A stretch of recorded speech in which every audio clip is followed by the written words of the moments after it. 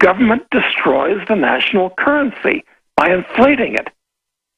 You wake up, you've got $100,000 in the bank that you were planning on retiring on. That's $100,000 that's available for entrepreneurs to borrow, or that you could invest in stocks and so forth. But if that money is destroyed, like a Zimbabwe dollar was destroyed a few years ago, that capital has vanished. Now your retirement is gone, and the capital for the scientists and engineers is also gone. So it's a double whammy. And the force that's doing that is the government by inflating the currency. So there's cause for lots of optimism for the two reasons I mentioned: savings and technological progress. But the state could destroy both of those things by destroying the value of the dollar. I hope I've been clear as to how that would work. But so it's kind of a good news, bad news kind of thing. Well, Doug, I agree with you. I mean, I totally agree with you that this is going on, and I just hope the general public realizes that they're in great peril if they don't get involved in trying to basically inform others. But it almost seems like either somebody cares innately or they don't care. I mean, I'm not really into predestination when it comes to my soul or when it comes to other things, but it does make you wonder why some people will not get involved promoting freedom, even if their life depends on it. Like I try to tell people that major shopping carts have cookies. They know whether you're a big spender. They know if you're a smart shopper. They will charge you more depending on your habits. I put a video out on that, and a bunch of commenters said I was making it up, even though it was in mainstream news. I mean, it's like there seems to be an inverse instinct to want to be cheated and screwed over. Maybe these people just don't want to believe they're being screwed over. It's just crazy. Well, I don't know where it's going to end, Alex, but we're going to find out the next couple of years. We are. Doug Casey, do 5 more minutes with us. I know you got to go. I want you to finish up. Back in 60 seconds. Short break, and then the third hour. Thank you for listening to GCN.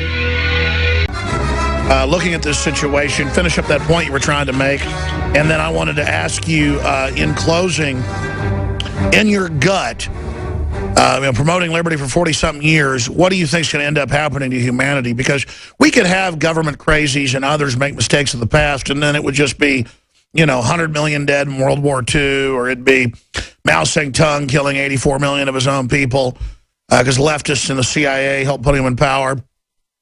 But now with nuclear weapons and all the rest of it, I mean, these control freaks really could destroy everything.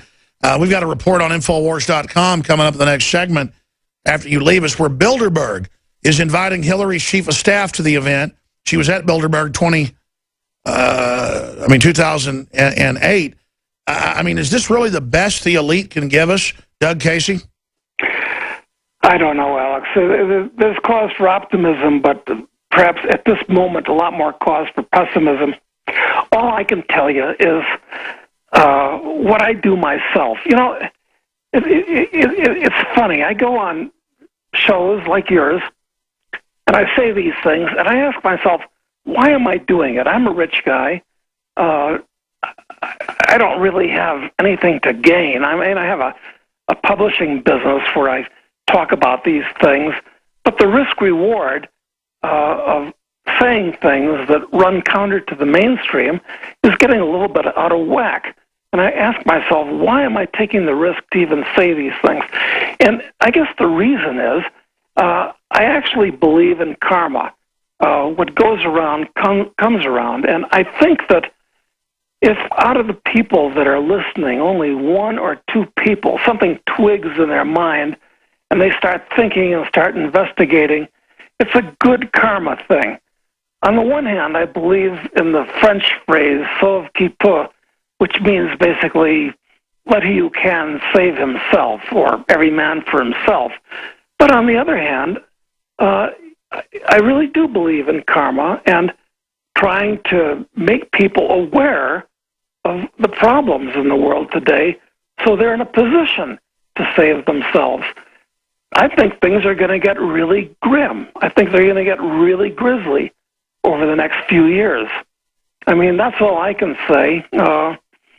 And I say these things, it's not particularly to my advantage, it's not even to your advantage to say these things, because it's pinning targets on our backs in today's world. But well, Doug, I mean, I can answer your question for you, so you don't know why you do it. I've psychoanalyzed myself. It's not that I'm some goody two-shoes fake bleeding heart. They've got studies out that the fake bleeding hearts are 6 times more likely to actually rob from you or not to give in charity. They have big studies out of the university in Canada that it's libertarians and then conservatives are the biggest givers to charity. And you want to take care of yourself. You want to help your friends and family by building them up. You want to teach them how to fish, not give them fish. And you have a feeling of connection and empathy, and you want to build up humanity, and you want to teach people what you've learned.